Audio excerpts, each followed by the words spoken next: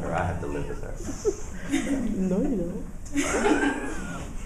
I call my wife Atlantic. Whenever we make love, I would place her left leg in West Africa and her right leg in the West Indies.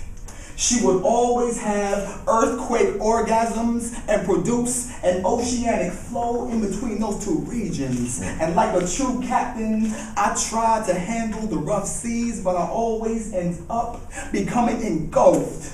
Being thrown overboard in this case isn't bad because I know that she has fully opened up to me and wants all of me to be inside all of her.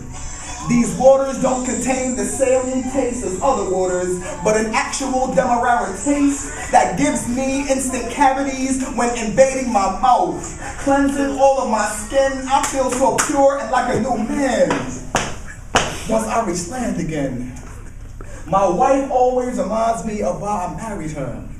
She tells me that anyone can swim in a pool, but it takes a real swimmer to survive deep in an ocean. Remembering how these same waters were the source of transporting my ancestors, I become vexed and start viciously splashing in these waters. Thinking about all the people that didn't make it across, that were thrown overboard and fed to sharks in these waters. I then think again about how grateful I am to be in these waters where my ancestors once were. So with the spirits of my forefathers and foremothers, I stay afloat, showing her that with this power, I plan to give it all of my might to survive in these waters. High tide, low tide, can't interrupt how I am riding her waves. Now smiling at how I am able to reincarnate where many have died. To now being able to create life in this region. I hold my breath, squint my eyes, my body shivers and begins to lock. And while I explode in her waters and become submerged, a soul is going to be placed in the life that I am going to create. So men, tell your wives that it is time to bring back the kings and queens that didn't have the opportunity to survive.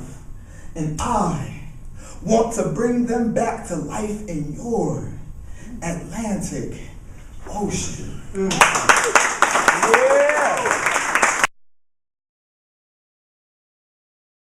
Yes, it's true, boo. You're right to assume my tongue is pierced. And it's true, too. Our night will be considered fierce. Creole voodoo. Your life is sacrificed for power. My bullshit's Hindu, excrement holier than thou art. My lust for words rivals my verb's tidal wave flow. I thrust in hers, trying to herd liable sperm to go. Scooping out your insides, picking your troubles bit by bit, depositing some joy each time, licking your brown cliffs. Letting my tendrils extend, gripping you like vine on brick. A fallen tree that no longer bends is still one big ass stick. And some will say it's thick, even at its thinnest. A bird perches upon my business, I view her as a gymnast. A dancer with no panties travels towards my open maw. I'm a philanthropist that's mannish, unraveled presents for her jaw. Lesbian actresses who snack on tits with jackal's lips who howl. Are macked and hit during track star splits with a vernacular of ours. She hoots in heat when I kiss her feet or nibble on her toe. But I'm discreet, I never speak less I'm telling her where to go. I moan and mumble, never bumble all about the gushy. Make walls fall and crumble deep to the balls, she calls me pushy.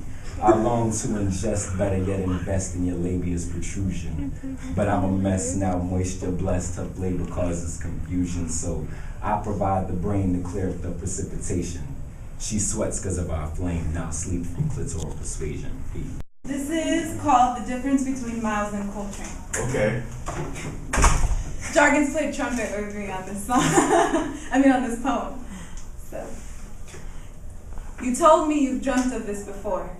Lying on your bed, fingers dancing in the moonlight, your words blending with the wailing trumpet in the background, voice so deep that's all that's heard is the preemptive shudder of cymbal clashing teeth talking about jazz. When a girl interrupts your breaths with a kiss, soft and playful, she must have been you told me. Your smile blanketing upon your midnight lips, And this must have been tonight. And we must have been somewhere between Coltrane and Miles, between Billie Holiday and Peggy Lee. Your hands must have been somewhere between my spine and that bass you love so much you sleep with it beside your pillow in case your fingertips sleepwalk a lullaby. I took its place tonight, gently ravenous and gluttonous, feeding off the blood rushing to the hair strands you wipe from my brow. You're drumming my hips, dipping my waist to the saxophone looping. Red-stained howls between us. I scrape my teeth against your tongue, hungry for the notes bouncing from syllable to record skip for just a moment. Please whisper undulations of this song onto my flesh. Jazz-like, smooth, cool, working, pulsing. What's the difference between Coltrane and Miles? The treble clef you breathed into the bellowing caverns of my ears with a kiss. It wasn't a dream, my love. It was just jazz.